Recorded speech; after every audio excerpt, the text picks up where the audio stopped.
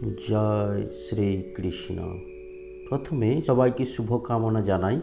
আজকের পাঠ্য ত্রিবিক্রম ভট্ট রচিত নলচম্পুর প্রথম উচ্ছ্বাস আর্যাবর্ত বর্ণনম। আর্যাবর্ত বর্ণনম পাঠ্যাংশের উৎস মহাভারত।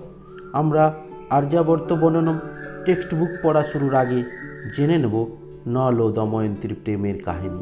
এখন শুরু করছি। পঞ্চ পাণ্ডব যখন বনবাস কাটিয়েছিলেন, মহাত্মা অর্জুন অস্ত্র লাভের জন্য ইন্দ্রলোকে চলে গেলেন। বাকি পাণ্ডবরা তখন কাম্যক বনে বসবাস করেন। সেই সময় তাঁদের সঙ্গে বৃহদস্য মুনির সাক্ষাৎ হয়। মহারাজ যুধিষ্ঠির তাদের দুঃখের কথা জানিয়ে মুনিকে বললেন, পৃথিবীতে আমার মতো দুর্ভাগা রাজা আর কে আছে? মহর্ষি বৃহদস্য বললেন, ধর্মরাজ, আপনার থেকেও মন্দভাগ্য ও দুঃখী রাজা হল নিষাদ দেশের বীরসেনের পুত্র নল নামে এক রাজা। তারপর মহর্ষি বৃহদস্য নলের কাহিনী বলতে লাগলেন। নিষদরাজ বীরসেনের পুত্র রাজা নল সর্বগুণ সম্পন্ন ছিলেন, কিন্তু তার একটু পাশা খেলার শখ ছিল। অপরদিকে বিদর্ভরাজ ভীমক নামক রাজার লক্ষ্মীর মতো রূপগুণ সম্পন্না কন্যা ছিল, যার নাম দময়ন্তী। লোকমুখে রাজা নল ও দময়ন্তী রূপ ও গুণের প্রশংসা প্রচারিত হতে লাগল। ঘটনাচক্রে একদিন রাজা নল মহল সংলগ্ন উদ্যানে একটি হাঁসকে ধরে ফেললেন। হাঁসটি রাজা নলকে বলল, দময়ন্তীকে আপনার রূপের কথা বলবো, যাতে তিনি আপনাকে স্বামীরূপে বরণ করেন। রাজা নল এই কথা শুনে খুশি হয়ে হাঁসটিকে ছেড়ে দিলেন। হাঁসটি অন্যান্য হাঁসেদের সঙ্গে উড়ে গিয়ে বিদর্ভ দেশে দময়ন্তী যে উদ্যানে অবস্থান করছিলেন সেই উদ্যানে গিয়ে যেই বসেছে, দময়ন্তী হাঁসেদের দেখে খুশি হয়ে হাঁসেদের ধরার জন্য পিছনে পিছনে দৌড়াচ্ছিলেন। সেই সময় হাঁসটি বলে উঠল, তুমি যেমন নারীদের মধ্যে রত্নসমা, নল তেমনি পুরুষদের মধ্যে ভূষণ।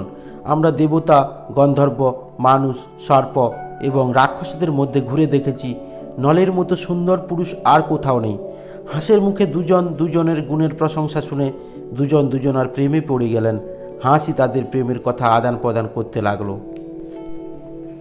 এদিকে রাজা ভীমক যথাসময়ে দময়ন্তীর স্বয়ম্বর সভার আয়োজনের জন্য দেশ বিদেশে রাজাদের নিমন্ত্রণ পত্র পাঠালেন।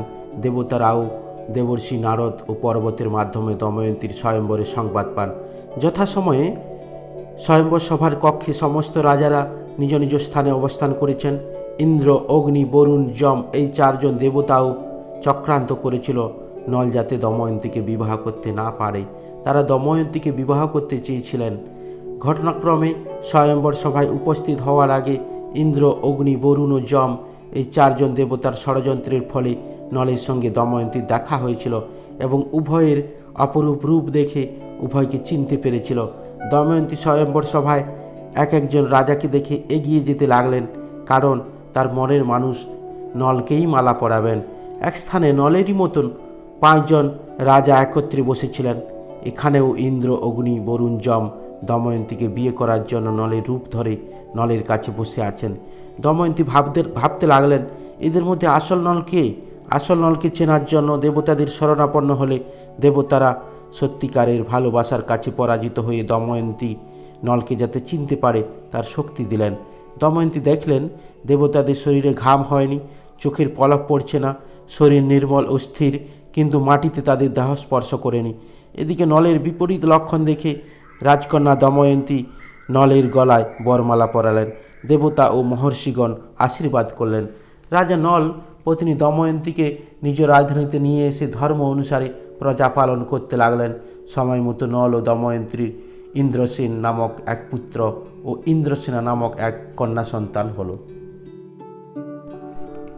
এদিকে ইন্দ্রাদি দেবতাগণ যখন স্বয়ম্বর সভার থেকে নিজ নিজ লোকে ফিরছিলেন, কলি ও দাপর সেই সময় স্বয়ম্বর সভার উদ্দেশ্যে রওনা দিচ্ছিলেন। যখন শুনলেন দময়ন্তী নলকে প্রতিরূপে বরণ করেছেন, সেই সময় তারা নলের সর্বনাশ করতে প্রতিজ্ঞাবদ্ধ হন। দীর্ঘ 12 বৎসর তারা নলের কোনো খুঁত ধরতে পারলেন না। তারপর একদিন রাজা নল বাইরের কাজ সমাপ্ত করে পা না ধুয়ে সন্ধ্যাকালে বিনা আচমনেই সন্ধ্যা বন্দনা করতে বসায় কলি নলের দেহে প্রবেশ করেন, আর দাপর অক্ষ বা পাশার মধ্যে প্রবেশ করে নলের ভ্রাতা পুষ্করকে দুধ ক্রীড়া করতে বাধ্য করান। নল পুষ্করের সঙ্গে দুধ ক্রীড়ায় পবিত্র হয়ে কালক্রমে রাজ্য ও সমূহ ঐশ্বর্য হারিয়ে ফেললেন। দময়ন্তী এই কথা জানতে পেরে বৃহৎসেনা নামক ধাত্রীর দ্বারা রাজা নলের সারথী বারস্নেহকে ডেকে এবং মন্ত্রীদের সঙ্গে পরামর্শ করে বিদর্ভ রাজপুরী কুণ্ডী নগরীতে অর্থাৎ বাপের বাড়িতে নিজের ছেলে মেয়েকে পাঠিয়ে দিলেন। রাজা নল সর্বশান্ত হয়ে যখন এক বস্ত্রে রাজ্য ত্যাগ করতে বাধ্য হলেন, তখন পত্নী দময়ন্তীও এক বস্ত্রে স্বামীর সঙ্গে বনে প্রবেশ করেন।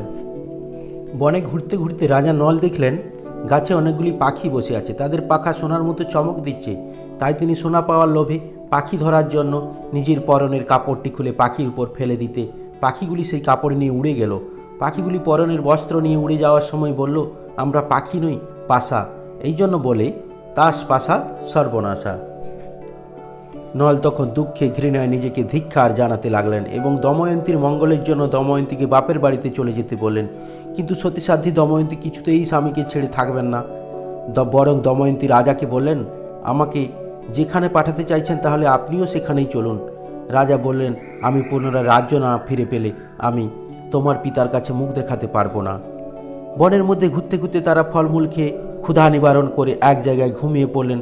দময়ন্তী ঘুমিয়ে পড়লে নলের নিদ্রা ভঙ্গ হলো। রাজা পত্নীর মঙ্গলের জন্য পত্নীর দেহের বস্ত্রের কিছুটা অংশ কেটে নিজের লজ্জা নিবারণ করলেন এবং দময়ন্তীকে ছেড়ে পালিয়ে গেলেন। স্বামীকে না দেখতে পেয়ে দময়ন্তী উন্মত্তের মতো ঘুরতে ঘুরতে এক অজগর সাপের কাছে পৌঁছে গেলেন। অজগরটি দময়ন্তীকে গ্রাস করতে লাগলে দময়ন্তী নলকে চিৎকার করে ডাকতে লাগলেন। কোনো এক ব্যাধ তার চিৎকার শুনে দময়ন্তীকে বাঁচালেন। ব্যাধ দময়ন্তী রূপে গুণে মুগ্ধ হয়ে তাকে পেতে চাইলেন। দময়ন্তী তাকে বাধা দিলেও ব্যাধ কিছুতেই মানতে চাইলেন না। পতিব্রতা দময়ন্তীর অভিশাপের ফলে ব্যাধের মৃত্যু হলো। এদিকে পাগলের মতো ঘুরতে ঘুরতে দময়ন্তী চেদিরায় সুবাহু রাজ্যে উপস্থিত হলে চেদিরায় সুবাহুর মাতা তাকে রাস্তায় দেখে দয়াবশত নিজের ঘরে ডাকলেন। দময়ন্তী নিজেকে দাসীর পরিচয় দিলেন এবং রাজমাতা তার কন্যা সুনন্দার দাসী রূপে দময়ন্তীকে থাকতে দিলেন। পরে জানা যায় যে দময়ন্তী সুনন্দার আত্মীয়া, তাই তিনি সেখান থেকে বাপের বাড়িতে চলে যান। মা, বাবা, ভাই ও সন্তানদের সঙ্গে মিলিত হলেন, দেবতা ও ব্রাহ্মণদের পূজা করতে লাগলেন। এদিকে রাজা নল দময়ন্তীকে ছেড়ে যখন বনের মধ্যে এদিক সেদিকে ঘুরছিলেন, তখন বনে দাবাগ্নি লেগেছিল। সেই দাবাগ্নির মধ্য থেকে কে যেন ডাকছে, নল আমাকে বাঁচাও। নল ও দৌড়ি দাবানলের মধ্যে ঢুকে দেখলেন নাগরাজ কর্কটক কুণ্ডলী পাখি পড়ে আছেন। নাগরাজ কর্কটক নারদকে ঠকানোর যে অভিশাপ পেয়েছিলেন, নল যদি তাকে উদ্ধার না করে তাহলে তিনি এখানেই এই অবস্থায় পড়ে থাকবেন। যখন রাজা নল নিজের হাতে কর্কটক নাগকে বের করলেন, তখনই নাগরাজ কর্কটকের মুক্তি হলো। সঙ্গে সঙ্গে কর্কটক নাগ নলকে দংশন করলেন। কর্কটক নাগ নলকে দংশন করলে নলের রূপের পরিবর্তন হলো। কর্কটক আগের রূপ ফিরে পেলেন। তিনি নলকে বললেন, তোমাকে যাতে কেউ চিনতে না পারে তাই আমি তোমার রূপ বদলে দিয়েছি। আর আমার বিষে কলি তোমার শরীরে খুব কষ্টে থাকবে। তোমার উপর বিষের কোনো প্রভাব পড়বে না। যুদ্ধে তোমার সর্বদা জয় হবে। এখন থেকে তোমার নাম হবে বাহুক। তুমি দুধকুশল রাজা ঋতুপর্ণের রাজধানী অযোধ্যাতে যাও, তাকে তুমি অশ্ববিদ্যা শেখাবে আর তিনি তোমাকে পাশার রহস্য বলবেন।